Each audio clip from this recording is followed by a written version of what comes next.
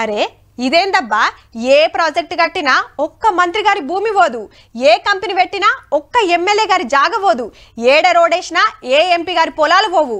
సర్కారోళ్ళు దేనికి భూములు తీసుకున్నా ఏ పెద్ద లీడర్ ఆస్తికి ఏం కాదు.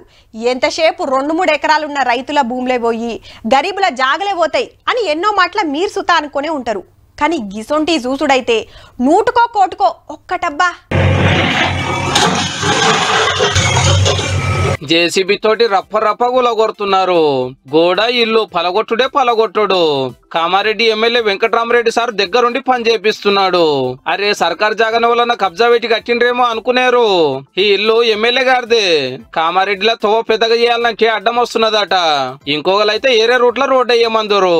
గంత అవసరం లేదని ఆఫీసర్లను ఇంజనీర్లను విలువనంపితే కొలతలు తీసుకున్నారు, గులగొడతానే ఉన్నారు. వారు కూడా వలగొట్టిరు, కొత్తిల్లు గులగొట్టిరు సడక్కు సరిపోయేటట్టు. అట్లని పాతిల్లేం కాదు, ఇంట్లోనే ఉంటాడు, కాకుంటే చాలా పెద్దగా ఉంటది. ఇదేదో గొప్ప విషయం త్యాగం చేస్తున్నాను కాదు నేను చెప్పేది. ముఖ్యమైన వ్యక్తి ఉన్నారు, రాజు పద్ధతిగా ఉంటారు, ప్రజలు కూడా పద్ధతిగా ఉంటారు. కరెక్టే, ఏలటోళ్ళే పద్ధతి తప్పితే ఇక పబ్లిక్ తప్పరా?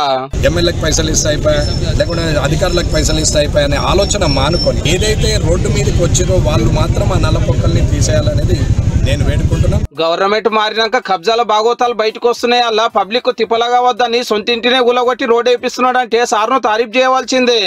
ఇంతకు ఈ వెంకటరామరెడ్డి సార్ ఎవరనుకుంటున్నారు? కామారెడ్డిలో కేసీఆర్ సార్ నొడగొట్టి ఎమ్మెల్యేగా గెలిచిన బీజేపీ లీడరు.